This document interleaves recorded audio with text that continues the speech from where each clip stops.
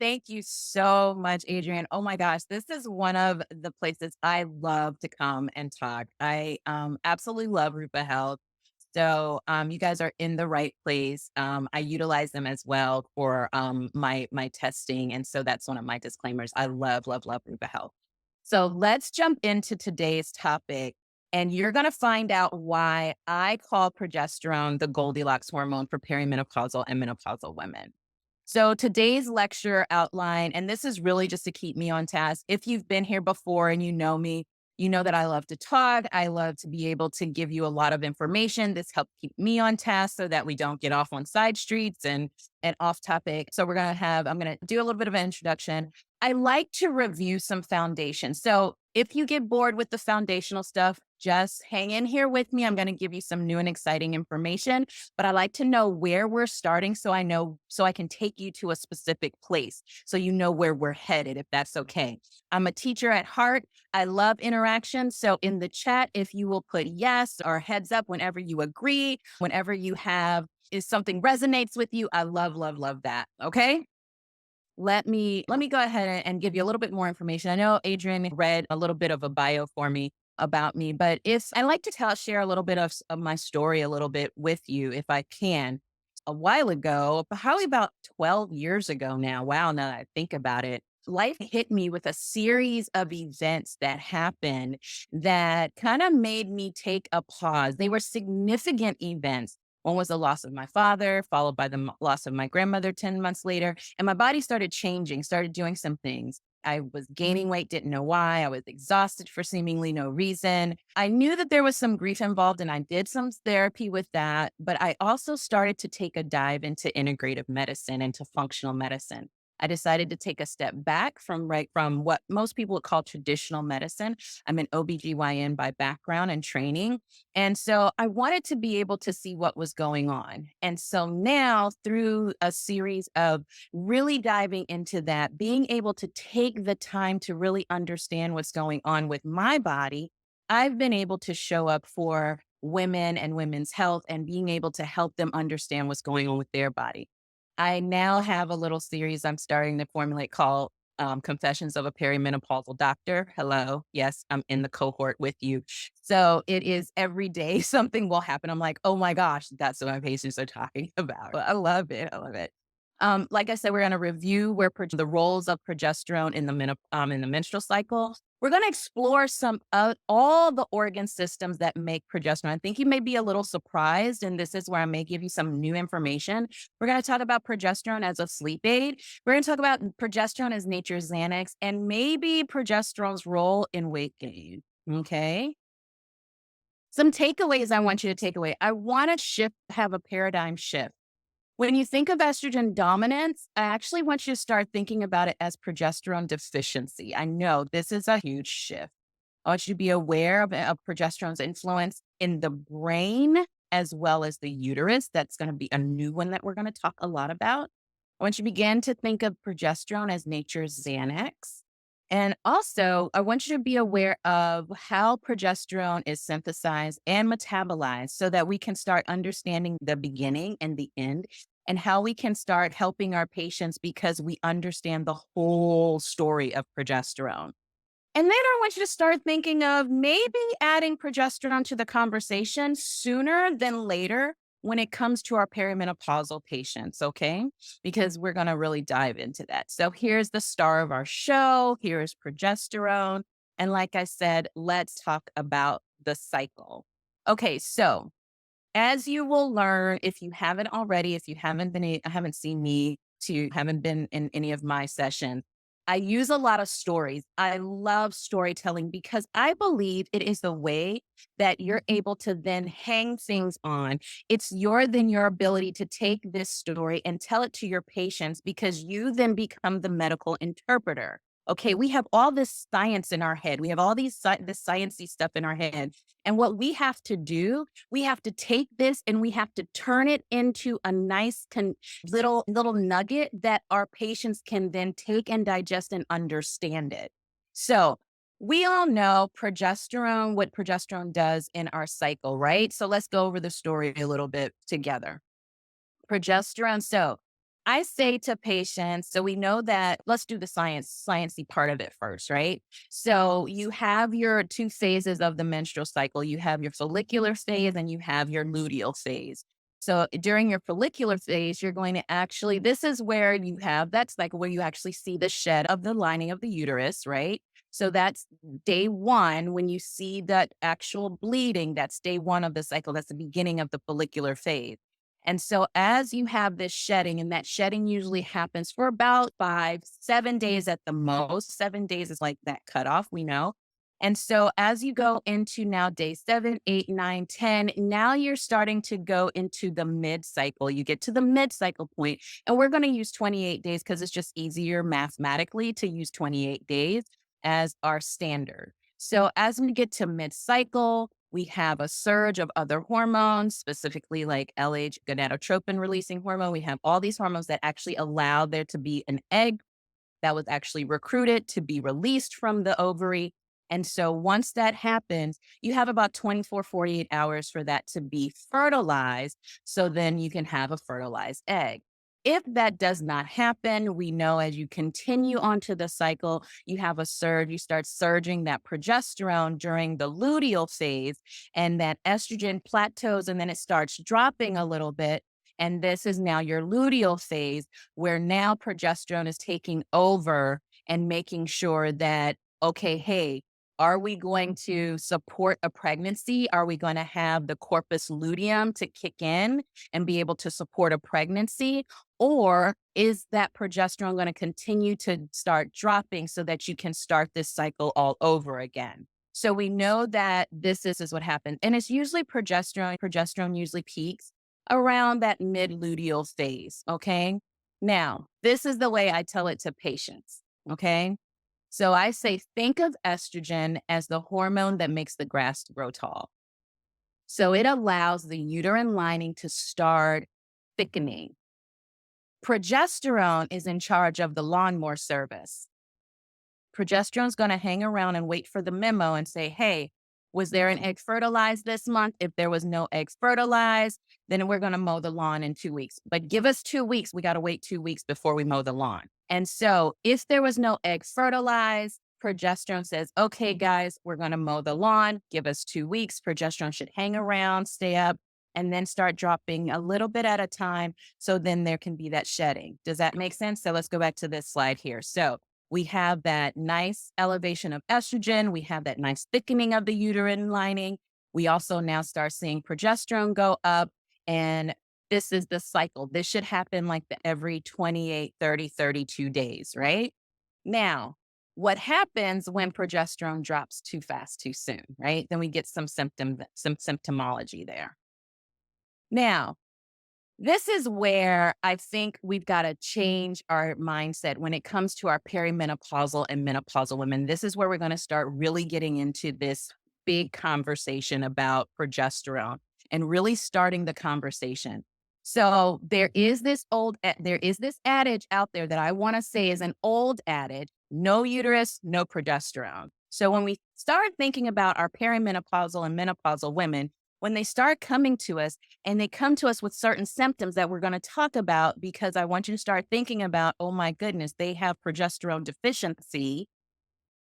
Usually it's, oh, you don't have a uterus. You don't need progesterone because y- traditionally progesterone was there to do what?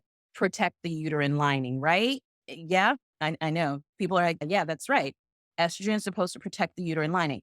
Progesterone has so many other jobs out there. That's what we're going to talk about. So we're going to disrupt this, and we're going to have this paradigm shift of, I really want you to start thinking and start bringing this into your conversation sooner than later with your especially your perimenopausal women. And we're going to talk about and menopausal women as well.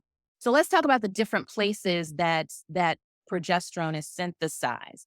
So we talked about progesterone being synthesized in the ovary. We know that the ovary has a place where you can actually synthesize progesterone also, and then the ovary, actually, when that egg comes out of that little area where it was actually recruited, that corpus luteum is there to hang around, because if there's a pregnancy, the corpus luteum is going to secrete even more progesterone if that egg gets fertilized until about week 14 when the placenta takes over. So then the placenta takes over and gives this big surge and helps to support the pregnancy. It also helps to do some other things in pregnancy as well. So we know that actually there is some indication that progesterone, and I'm jumping a little bit ahead of myself, but progesterone gives a little bit of analgesia as well, so that it can actually help the uterus to calm down. It gives the uterus an ability to give it a little bit of calming effect so it doesn't get antsy and it doesn't get irritable during the pregnancy as it's growing. Okay. The other place that progesterone is produced is the adrenals. I want us to remember this. The adrenals is another place that that progesterone is synthesized. And progesterone, get this, I know I'm probably going to shock a lot of you guys with this one, but there is information out there. There's studies that show that the nervous system can actually produce some progesterone. And we're going to see why this is super, super important. Okay. So neurons, glia cells in the central nervous system can actually synthesize progesterone or actually even benefit from progesterone. So let's look at the ovaries side of the synthesis. So we actually have the LH stimulates the theca cells in the ovaries, and that's specifically where this is made in that ovarian tissue, where you have actually, you start with this cholesterol synthesis. So there is a whole cascade of events that happens where cholesterol gets turned into progesterone. We're going to go more into that in just a few minutes when we talk about it when we talk about it in the adrenal glands. Now, cholesterol is converted to pregnenolone and the mitochondria, and then there's a cleavage of a side chain, and then you get this conversion of pregnenolone into progesterone. Okay. And so this is one of the areas that has progesterone synthesis is the ovarian tissue, the ovarian tissue. We know that's where things are. So we're like, okay, the ovary is the biggest place that we know about. Let's go over and let's talk about the adrenals because this is going to be really important to know. So okay, in the zona fasciculata, there is an area that will synthesize some progesterone. And over here, if you look on this side here of the slide, this is where you see the cholesterol going into all of the various different steps. And there is your progesterone there. Okay. Now, in this area as well, in the zona glomerulosa, you can actually synthesize some neuroactive steroids that come from progesterone. So these in particular are molecules that can cross the blood-brain barrier and can go into the brain and help with the brain side. Okay, this is where things get really good. As we get older, as women mature and get older and go into that perimenopausal, menopausal phase of life, they stop making as much progesterone from the adrenal side. Okay. So you stop making these neuroactive steroids as well. You take and convert some of this progesterone and you actually make these neurosteroids that can cross the blood-brain barrier. This is important because these neurosteroids that cross the blood-brain barrier, we're going to see not only do you produce a little bit of progesterone in the brain, but you take these neurosteroids into the brain and they interact with other neurotransmitters that are very helpful and how they show up, the different symptoms that will show up when you don't have this interaction. Okay? Are we all together so far? I hope we're all together so far. This is just the same slide. Sorry about that. Okay, here we go. So let's start talking about this brain stuff. Okay. So in the hypothalamus, in the amygdala, in the hippocampus, the thalamus, and the frontal cortex, this is where you can find these progesterone receptors. So these neurosteroids that came over from the adrenals that cross the blood-brain barrier, they're going to then go into the brain and they're going to stimulate different receptors in the different pathways in the brain to be able to give you a result. For instance, you will see progesterone, and there's a form of progesterone called pregnanes. There's a 4 and 5 pregnane. That is a type of molecule that will go and sit on the GABA and the NMDA receptors, and through a series of ionic channels opening, they will then stimulate a response in these various pathways.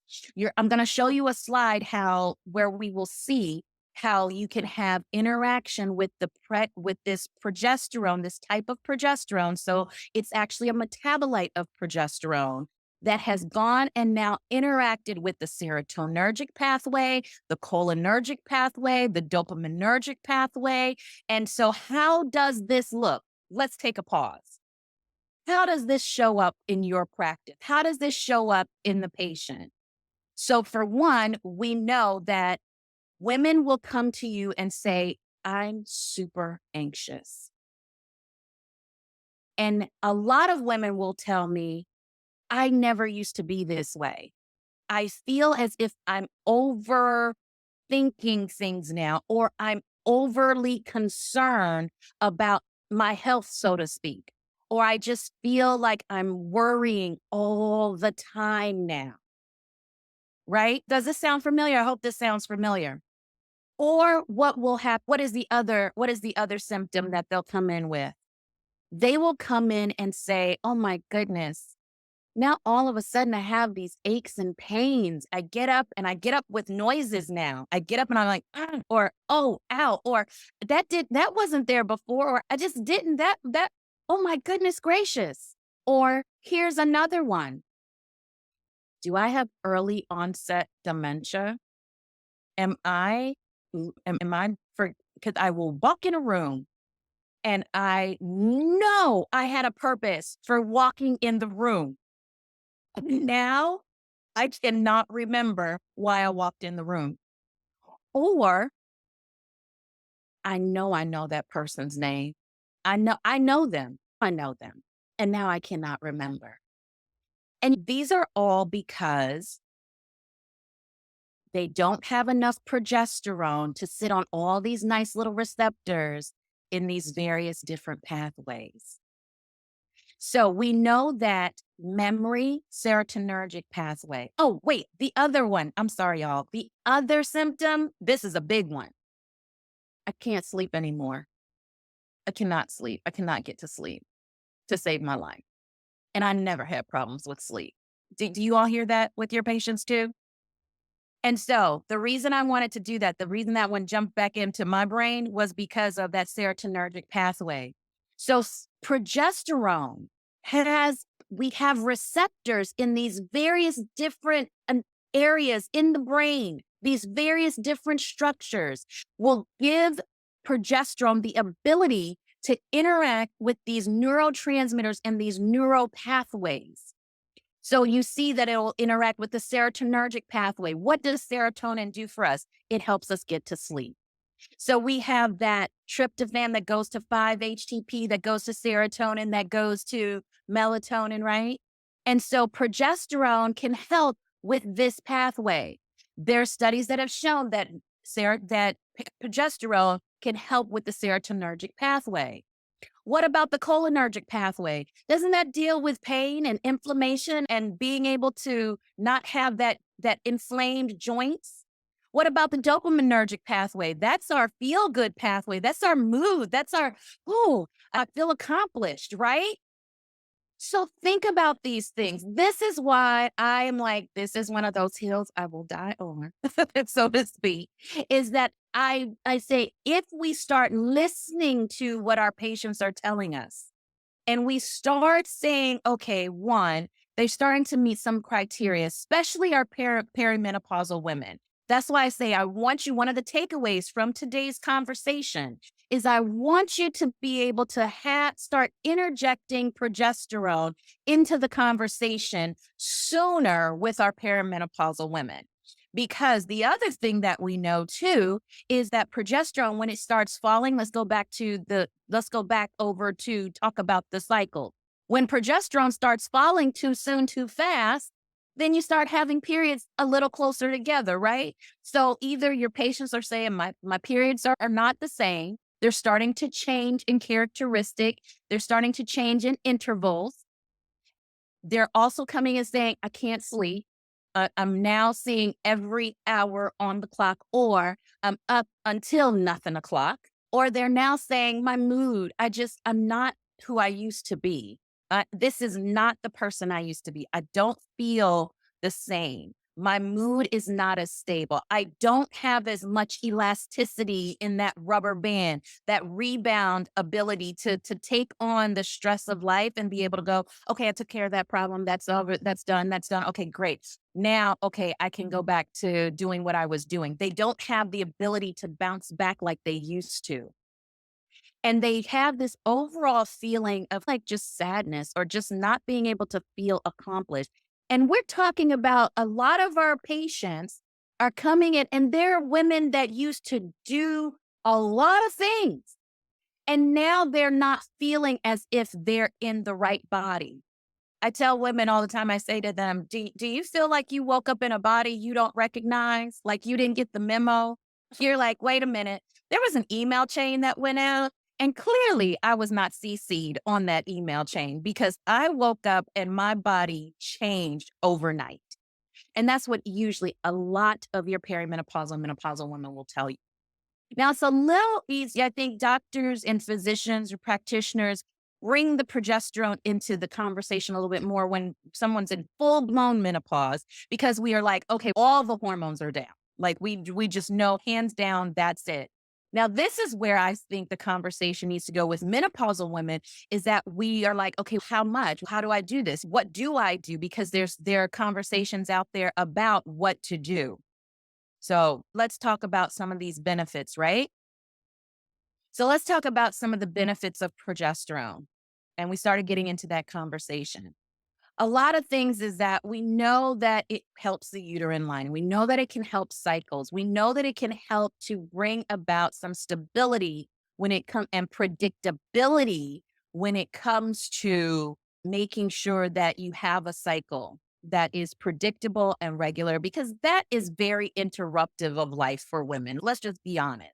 That's very interruptive. And so when their cycle starts changing, because you have women that have had their cycle the same way for a decade or so, probably 2 decades. Once they got into their 20s and their 30s, their periods were like clockwork. They knew how many pad tampons or whatever menstrual period product they were going to use. They knew how much they needed, and they knew it clockwork. Then all of a sudden things start changing on them. That's very disruptive. Okay. And then we know too that it can actually help with bone health. We're finding that progesterone, there are receptors on the bone, on osteoblasts that help to keep our bones nice and healthy and strong. And we know that osteoporosis is one of those big morbidity and mortalities that women face as we get older, right? The other thing we know is that progesterone, along with estrogen, that's why I have both of them on this slide, they actually help with our cardiovascular endothelium. So there is this balance. And that's the other thing that progesterone does for us. Progesterone helps to balance out estrogen. There is this nice seesaw effect, okay, between estrogen and progesterone. So let's go back to some of those things that we talked about. When it's with the cycle, we talked about progesterone, making sure that the grass got mowed when it needed to get mowed. The other thing progesterone does is that it stops the grass from growing too high. So it will actually downregulate estrogen receptors so that you can't have that overstimulation of estrogen receptors. So that's one of the jobs that progesterone does. It modulates and monitors and says, okay, no, you can put the brakes on now. We don't need that much. What it does also in the brain is that it can downregulate estrogen receptors in the brain.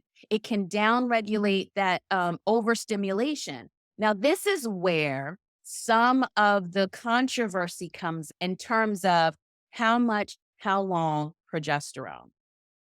There is information out there. There are studies that have been showing that chronic use or long term use, overuse of progesterone in some studies, in some models, have shown that it can actually downregulate estrogen receptors too much. And so you don't have this nice seesaw effect. And that is where you can get some of this, where you don't have that nice balance of your estrogen and progesterone as well as you would like to. Okay. So that's one of the things there. But if we look here, that there's endothelial protection, there's cardiovascular protection, even in the electrical system of the heart. The electrical system of the heart has influence from our hormones. This is significant information. And like we said here, progesterone helps to increase that deep sleep. Progesterone really helps to increase that deep sleep. So that's why I say progesterone can be that natural sleep aid that some people were just looking for. Now, when we talk about, when we go into, when we're talking about progesterone as nature's Xanax, I say it's like nature's Xanax, that calming effect. That comes from that progesterone that's made in the adrenal gland. Because when you have that nice balance of making enough progesterone from the adrenals, then you don't have an upregulation of some of the stress hormones that can be made from the adrenals. And the progesterone helps to bring on the parasympathetic nervous system back online and helps to downregulate that sympathetic nervous system. So you don't have this overstimulation of sympathetic nervous system and you have that fight, fight, or fleet freeze type of moment. So that's why I say think of it as nature's Xanax. So again, here are some of those benefits that we talked about. And I really want you to remember there are some cognitive benefits for women and being on progesterone. So that no uterus, no hormone adage, let's put that to bed a little bit. Let's see the benefits that can come about from other organ systems that will benefit from progesterone as women go into perimenopause and menopause. So it can actually help with making sure we have improved memory, improving on our cognitive functioning, and making sure that all of those little structures in the brain that help with our mood. So that can be the area too where it becomes nature's Xanax. Because remember, from the adrenals, you make those neuro type of steroids that progesterone breaks down to, goes over into the brain. And those are the ones that can really help with the amygdala, the hypothalamus to basically work on mood. Okay. Now, here are some of those symptoms that we talk that are when you think of progesterone deficiency. Now, I know some here you're like, wait a minute, those are like estrogen type of symptoms, right? Those are estrogen. But remember, if you don't have enough progesterone, you don't have this nice balance. And when you don't have enough progesterone, you're not making the neurosteroids that progesterone can make to go into the brain, cross that blood brain barrier to go over to various different systems in the brain. So we know also that progesterone, those neurosteroids can help with temperature regulation. So what I see in my practice at that some women will complain of, they'll say, I don't have hot flashes. I get this warm surf. I just get this temperature dysregulator. I just get a little warm at night. And it's only at night, but it's not a hot flash. It's not a hot flash. They're quick to tell you it's not a hot flash. And when I give them that progesterone that they take at night, because of all the ways that progesterone can break down into the various metabolites, it crosses over into the blood brain barrier, it crosses into the brain, and it helps with temperature regulation. And I have women come back and say to me all the time, oh my goodness gracious, what was it you just gave me? That was awesome. Oh my goodness. When you think of heart palpitations, so progesterone deficiency, think about it. It's almost like that. Some people say estrogen dominance. You don't have that balance where you have the balance between estrogen and progesterone. And I've had patients that have come to me that have said, oh my goodness, I have these heart palpitations. I've gotten the full cardiac workup, right? They've gotten the $1 million cardiac workup, and there's nothing that the cardiologist can find. Not a blip on the EKG. Echo looks great. Stress test was good. come back and see me in a year, or come back and see me when you have those symptoms again. Or here, wear the Holter monitor for a good 48 hours or a couple of days or a week or 7 days, and let's see what we can find. They come back and there was nothing that they found on the Holter monitor. I put them on some progesterone and they start feeling better. They look up and they go, "Oh, yeah, I haven't had a heart palpitation in a minute. Huh, that's that's strange." No, it's not strange. It actually is that balance. You have to remember progesterone is here for so many other reasons than just making sure we don't get uterine cancer. Okay? Now, what happens if progesterone's too high? Because I know it's okay. It can't all just be rainbows and unicorns, right? Progesterone can't just be the solvent, the end all be all, and the answer to all of our problems, right? Yeah, that's right. If progesterone goes too high, you can actually have some symptoms that are not so pleasant. And it's really because of the way progesterone is metabolized. So the majority of progesterone is metabolized in the liver, and it goes through that detoxification process just like estrogen does. And I'm sure that most of you have heard Dr. Carrie Jones. She's awesome. She's one of my mentors, y'all. She's awesome. She may not know that yet, but we've done some conversations, and she has a beautiful analogy of estrogen detoxification and making sure that you understand how estrogen is detoxified and how it is processed in metabolism. Progesterone goes through a very similar process. We need to make sure that progesterone, if you have the right amount, that you can break the majority of it down in your liver. Then there's a little bit that gets broken down in the kidneys, and you actually flush it out in your intestinal tract and through your urine and through your kidneys. Now, when you have too much progesterone hanging around, then you actually start shunting that progesterone down another pathway and you start making more mineralocorticoids. Mineralocorticoids, they're harder to flush out of the kidney. That means it's harder to flush out in your urine. And so they get reabsorbed. And when they get reabsorbed, they actually hold on to water. So this is where you get these women that go, "Oh my gosh, now I'm just like gaining weight. I don't understand what's going on. Why am I gaining weight? What's the problem here?" And so this is where you have to start doing this is where the art of medicine comes in, where you're saying, "Okay, tell me what's going on. Tell me the symptoms." You now, in your scientific brain, you're saying, "Okay, this is how this is made. This is how I'm putting it in. This is the type of progesterone I'm putting in. And so this should be coming out like this." Okay, maybe she has too much on board and now she's making a certain type of progesterone. So now we got to help the system out. I say it's just, I don't know how many of y'all, I'm probably telling my age now with this. There's a show called I Love Lucy. And so Lucy and her friend Ethel, they have this one episode where there's a conveyor belt coming down, and then the conveyor belt speeds up. And so they can't get rid of the candy on the conveyor belt fast enough. And that's essentially what's happening. You have too much in the system, and the system's okay, where do we put all this stuff? Oh, let's shunt it over there to let's make that type of molecule. Oh, let's make that type of molecule. Oh, we can use this. Oh, there's some other enzymes we can use over here. We can make this type of molecule. And so the end result, though, you end up getting some of these symptoms where you have too high of progesterone. Okay.